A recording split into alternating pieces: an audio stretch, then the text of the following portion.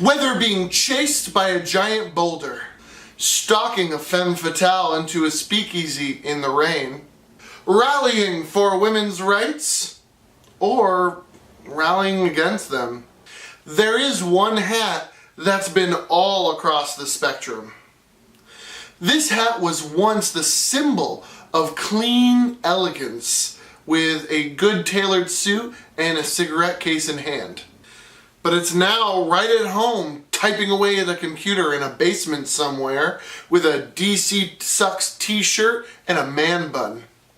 How did the fedora change so drastically in 100 years?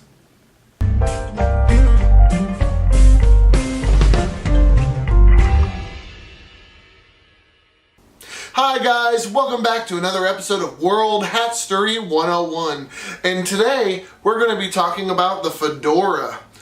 We're going to be explaining a little bit about its origins, some fun facts, and how to tell it apart from other hats. Let's start off about where the fedora even came from.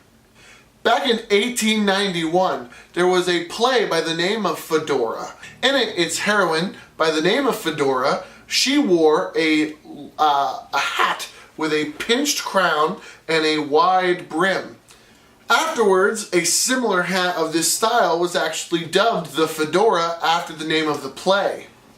The hat became a very prominent symbol of women's fashion and was even adopted by many suffragette movements in the turn of the century.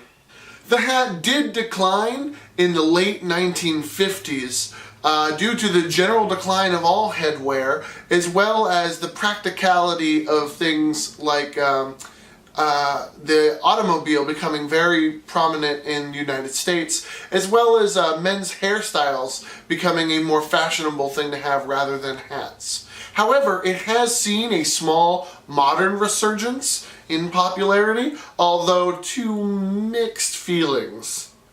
A fedora is a hat with a pinched crown, and it's a little divot here, and a wide brim, usually anywhere from about that large to about that large. It goes completely around the hat. It's not usually flipped up, but sometimes in some other styles of hat, they can be flipped up very slightly. They've got a little hat band usually around it to accentuate its features. You can tell this hat apart from other types of hats because it usually has a longer brim that's a little bit down. Other hats that look similar, like the Trilby, have very short brims where the front is tipped up, or the Hamburg, which has the whole thing tipped up like a bowler hat and very stiff. Now let's get on to some interesting facts about the fedora. I want to restate that this hat was popular in the women's rights movement back when it was first introduced.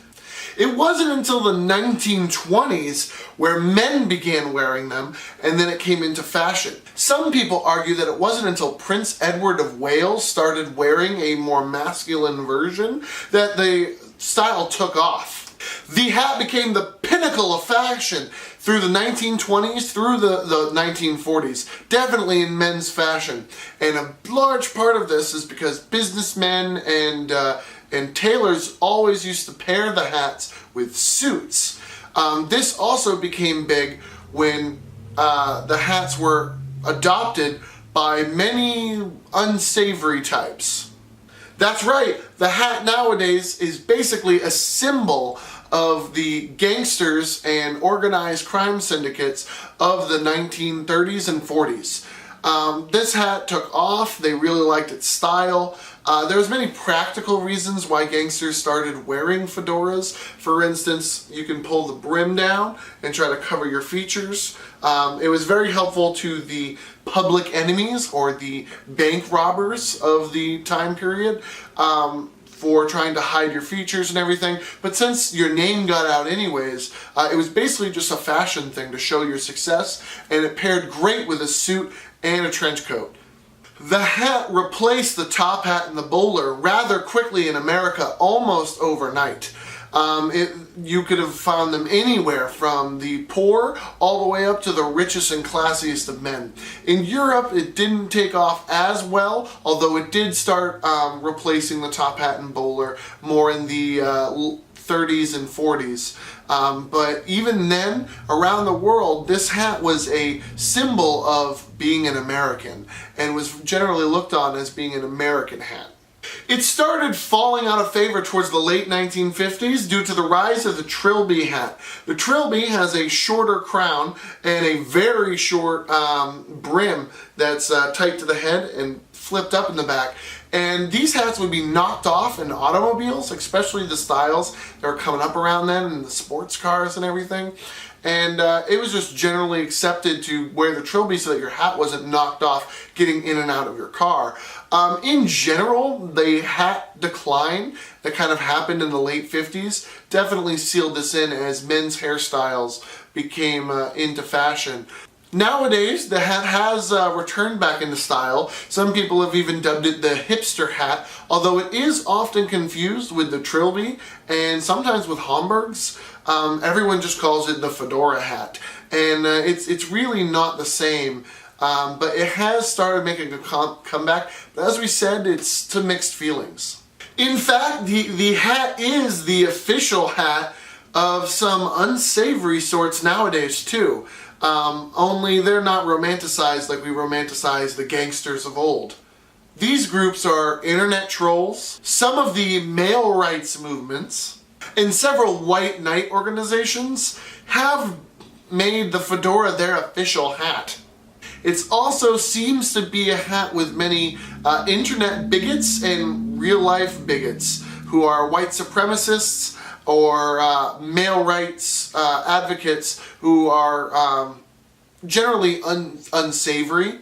And that has really given the hat an extremely bad taste in modern society. Thanks, guys, for ruining one of my favorite styles. Just white people ruining things. Seems to be a trend. In fact, in 2016, the hat was dubbed the worst men's accessory money could buy. It's definitely not doing too well. Because of this negative connotation and this just outright hate for the hat style, generally it's not believed to get any more popular than it ever was. Even though its resurgence is pretty big, I don't see it coming back into popularity light unless suits and more fashionable clothing comes along with it. Generally speaking, the fedora doesn't add anything to a t-shirt, definitely not to flannel. And it just looks bad, and a lot of people think that it looks a little douchey. We're not going to change that negative outlook on the fedora until people start stepping up their game. Just be nice to one another. Be a gentleman. Don't wear the hat because it represents some far gone time where a man could beat his wife and, segregation existed. That's just awful. Alright, it used to be a very fashionable item, and I think that it should come back as a fashionable item, but it can't come back alone. Trench coats and nice suits and everything need to come back with it. If I know that I usually only wear it with a little bit classier things, and it's part of my everyday wear, but I definitely don't want to be defending it against racists and bigots, so that's just not fun. The fedora is easily mistaken because it comes in so many varieties and styles, if you can see them behind me. The fedora, the Trilby, the Homburg, the Panama hat, they can all be mistaken, and they come in so many styles, and we'll definitely be touching on those on this channel. And with that, that's all for this episode of World Hatstory 101. My fedoras, practically all of them that you have seen today, they all come from nethats.com. They're part of the Shannon Phillips collection. However, fedoras you can find for a variety of prices in a variety of locations. definitely online. And again, with that small modern resurgence, they are coming back. I will tell you to do your research and look a little bit into it though.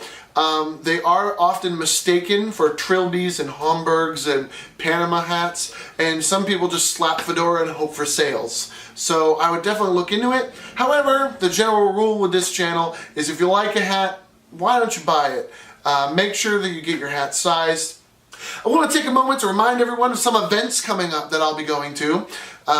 We've got Watch City coming up in May. I will be there and it will be fantastic. And I do hope to see you guys in September for Mockenbakken. We'll be doing some videos about those coming up. So definitely have your calendars open.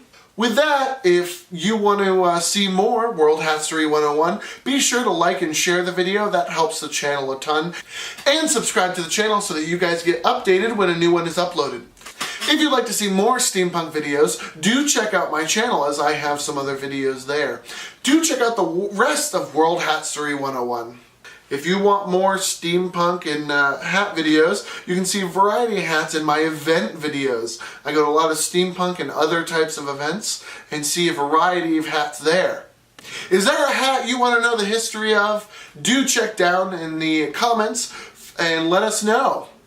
I'm always looking for hats and to do more videos. I do have other videos upcoming, like the Trilby, the Fez, the Asian conical hat, the Davy Crockett hat. There's a bunch of other hats that I have planned. If you want to see a hat, let me know down in the description. I'll do my best to try to get a hold of it. And with that, that's all for this video, guys. Here's looking at you, kid.